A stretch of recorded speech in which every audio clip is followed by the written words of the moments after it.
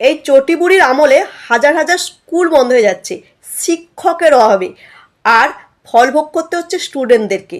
মা কাকিমাদের বলছি, তোমরা যেই যে ভাতা নিচ্ছ, তোমাদের বাড়ির ছেলেমেয়েটা যে ঠিকঠাক শিক্ষক পড়াচ্ছে না বা পাচ্ছে না, সেটা কি ভেবেছো?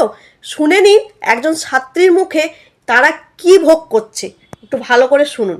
করোনা উচ্চ বিদ্যালয়ের নবম শ্রেণীর ছাত্রী, কিন্তু আমি এখন যেটা বুঝতে পারছি যে আমাদের স্কুলে টিচার না থাকার কারণে না আমাদের পড়াশোনার একটা ক্ষতি হচ্ছে।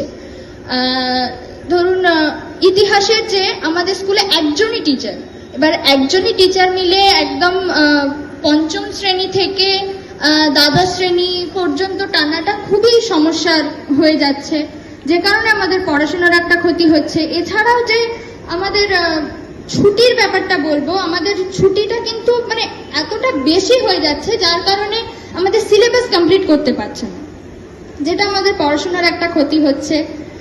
এগুলোই, মানে এছাড়া আর কিছু নেই, শুধু সমস্যাটা হচ্ছে টিচার নেই, এটাই হচ্ছে মেন প্রবলেম।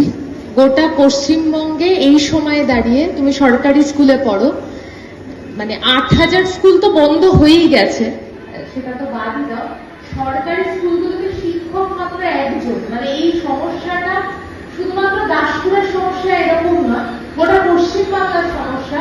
যে দুর্নীতির জন্য একের পর এক রিক্রুটমেন্ট নিয়োগের পদ্ধতিতে এত দুর্নীতি, তার জন্য একটা বড় অংশের স্কুল, সরকারি স্কুল বন্ধ হয়ে যাচ্ছে। এবং সব থেকে বেশি এর ফলে মেয়েরা, মানে বাড়িতে স্বাভাবিকভাবে স্কুল বন্ধ হয়ে গেলে, কাছের স্কুল বন্ধ হয়ে গেলে দূরের স্কুলে আর পাঠাতে, মেয়েদেরকে পাঠানোর ক্ষেত্রে বাবা মা একটু ভয় পায়, এই সমস্যা হচ্ছে। তোমার এই যে সমস্যার কথা বললে, এই যে নিশ্চিত তোমার স্কুলে তোমার বন্ধুদের মধ্যে একটা ক্ষোভ, বা বন্ধুদের মধ্যেও এই প্রভাব রয়েছে। ঠিক আছে, ধন্যবাদ তোমাকে। আমরা একটু এই অঞ্চলের